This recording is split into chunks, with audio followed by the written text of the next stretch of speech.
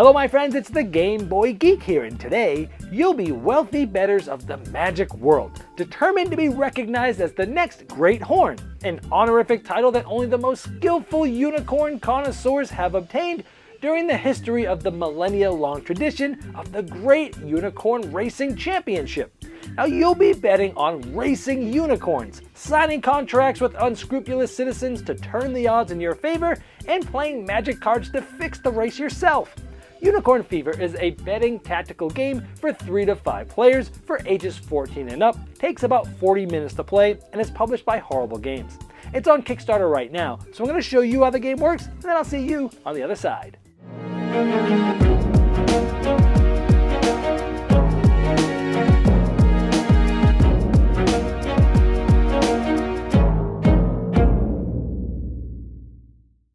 Now this is a Kickstarter preview, so all the art and components you see here are not final. You'll want to check the Kickstarter project link in the description of this video to see all the final art and components, but it is going to come with some really cool unicorn miniatures.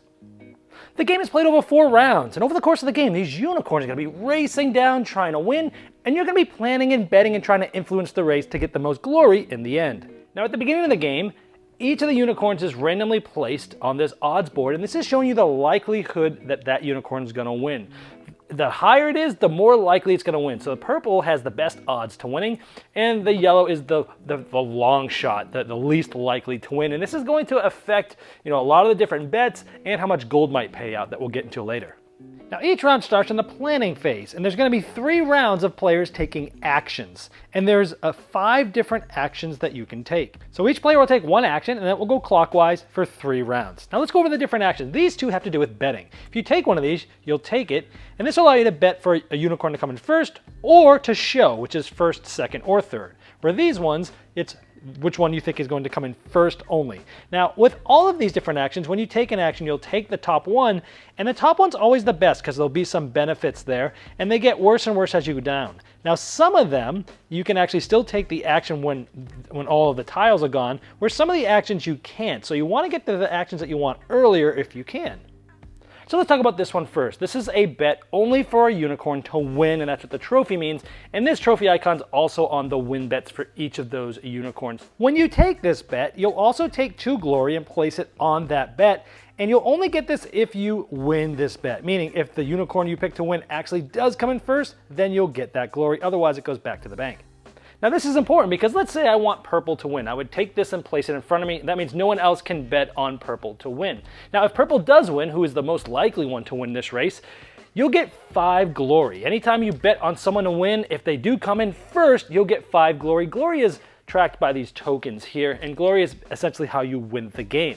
Now also when you get this, you'll be betting on this. You'll be placing coins. Now again, everybody starts with 20 coins. You'll be placing coins on this in front of you. Now this is important too because when you bet to win, it's a tough bet. It's risky. However, the amount of coins you will get back is depending on the odds of here. So this one says X2. So if I had put say 5 coins here, I would get 2 times that. I'd get the 5 back and then I'd get another 5. But if I bet on yellow to win and yellow actually won, I would get 7 times the coins. I'd get the coins back and then another 6, essentially having a total of 7 back. So winning is huge if you can do it, but it's risky. It's harder to get those bets to pay off, but when they do, they're huge. And again, when you take one of these actions, you'll take this and place it in front of you, and it shows you what's left for other players. Somebody else can make a win bet, but it's only going to possibly win 1 additional glory instead of the 2 I might have won for getting there earlier. But let's say instead of taking that, let's say we took this. This is saying you can either take a win bet or you can take a show bet. Now a show bet is a unicorn coming in first, second, or third. Now here it allows you also to play 2 magic cards. We're going to show you this later because playing magic cards is another action that you can possibly do instead of one of these. Now if you take this and you decide to take a show bet, those are safer, so the rewards aren't quite as good. Now there's 2 types of show bets. There's an early and a late. Now with a 3-player game, you'd only play with one of these. However, with 4 or 5, you'll be playing with both of these. And you always want, if they're both available, you always want to take the early one, because if you bet, let's say on the red to show, and it comes in first, second, or third, which is showing, you'll get 3 glory. If you take a late show bet and it still comes in first, second, or third, you'll get 2. So it's 5 if it wins and you take this, 3 if it for early show and it shows, and 2 for a late show if it shows. Now the gold is different too. You'll still take, let's say we early showed bet the red, we put this in front of us, you'd still put gold on here, but regardless of the odds, you'd get double your money back. Now if you had bet on red to win, you'd get 4 times your money, but if you're betting on it to show, you just double it. Now if you take this action, this is the first player marker, you'll take that, you'll get 10 coins and play a magic card, which we're about to go over, and this one is just 10 coins and a magic card, and then here, you can anybody can at the end, after these are gone, can just take 10 coins. Now if you go here, you get to take one of these 3 contracts. Now there's plenty of contracts in the game, and there's different sort of factions, creatures, different types of cards. And each game you're only going to select 2 of them. So in this case we have these sort of leprechauns and the gnomes. So every game can be different, and each of the sort of creature types have a different sort of way of playing, different things that they do, so it gives the game a different feel. And these do different things. So for example, this one says, hey, immediately gain 15 coins. That's great. This one, Orange Fever. If the orange stable wins, so if that unicorn wins, you gain 1 glory. This one is, hey, the Gnome's Dilemma. Before the race starts, you can change one of your bet tokens for any other available. So you kind of change your mind. Now, so the first player that would go to take this action would get a contract. The second player would get a contract, but they got to spend 3 coins, and the last one has to spend 7 coins to take a contract, and no one can take one after that because there's only 3, and they don't get replaced until the end of the cleanup round after the race. And the last of the actions that we'll show you is the magic cards. We've hinted towards this a few times. This allows you to play 4 of them, 3 of them, and then that's it. But let's show you what these cards do. Now before I show you the magic cards, I want to show you that at the beginning of each round, the unicorns line up in the starting box, in which every unicorn is the lowest on that odds track, meaning the least likely to win. They flip over their card to their fever side, and this is going to give that unicorn a special ability. For example, when this unicorn sprints, it will move 2 instead of 1. We'll get over that later, but just to know that there's different ways that these unicorns can act depending if they're the least likely to win. And this is important because each of these is sort of a stall for that unicorn, and that's how you play the magic cards. Now, each player will start with 5 of these magic cards, and when you play them, you'll play them face down on a specific unicorn, and you just place it sort of below that color unicorn. Like, for example, we might play one here. If we bet on purple, we would put this one here face down. Nobody else would know what it is, but we know it's Spicy Impulse. It'll give us a start +1 before the race starts. This is going to move the one that we want +1, so you just place it down. Now, everyone knows I've placed it there, but they don't know whether it's good or bad. And I also know that orange is the second likely to win to challenge my win bet of purple, so I wouldn't put this face up, but this says cursed, remove 1 good magic. So I'm going to place this here, and so if someone else placed a good magic, it would end up canceling it out. And maybe I take this one, it says rocket pause. At the finish line, I get to go +2, and that's important for tiebreakers and such. We'll show you this later, but I might place this also here. Now, players are watching what you've bet on and where you're placing cards, and they could probably guess whether those are good cards or bad cards, and they might want to confront those or try to combat those depending on what they've bet on. And maybe say I want red to be hindered, so I might say Iron Ball, it starts -1. So different ways to affect things. And so after you play your cards, anytime you play magic cards, you'll draw back up so that you have 5. Now during that planning phase where actions are being taken, again, you go clockwise, every player takes 1 action at a time, and then once all players have taken 3 actions, you're done and you move to the race phase.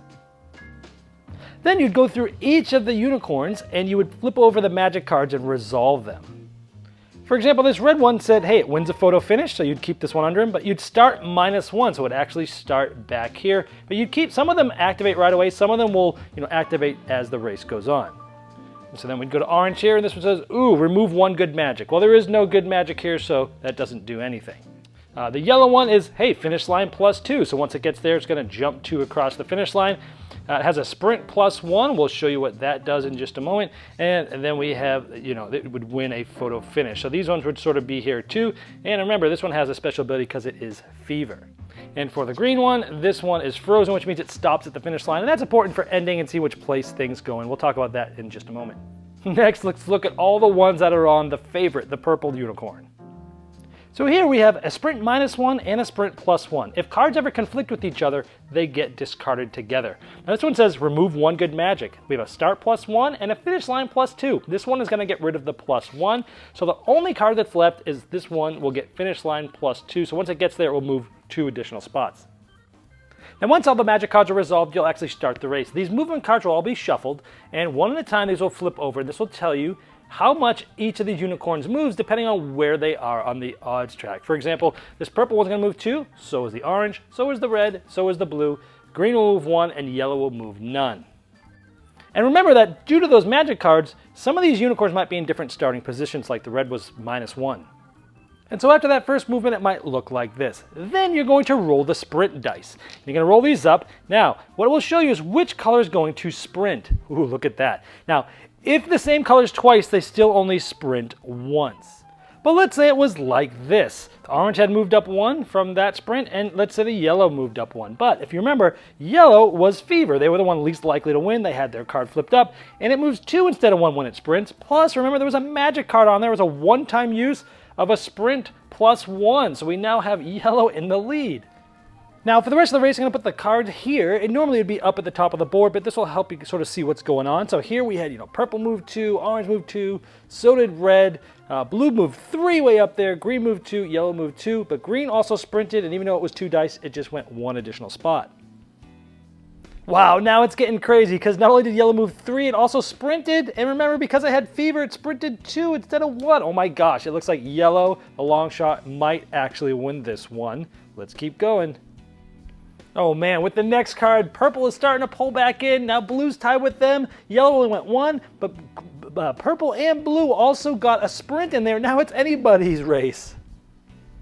Oh, and after the next one, let's see, we got purple moved 2, and orange moved 2, red moved 2, blue moved 2, green and yellow only moved 1, but green and red also got a sprint. But look at this. Now, we think it's about a tie. Everyone just made it there on the finish line, but if you remember, purple had +2 on the finish line from their magic card, so they moved there. But so did yellow. They had a finish line +2. Not only that, they also had the win photo finish card. So they actually will win with purple coming in second and green coming in third. And so the winners are placed on the board up there in first, second, and third place.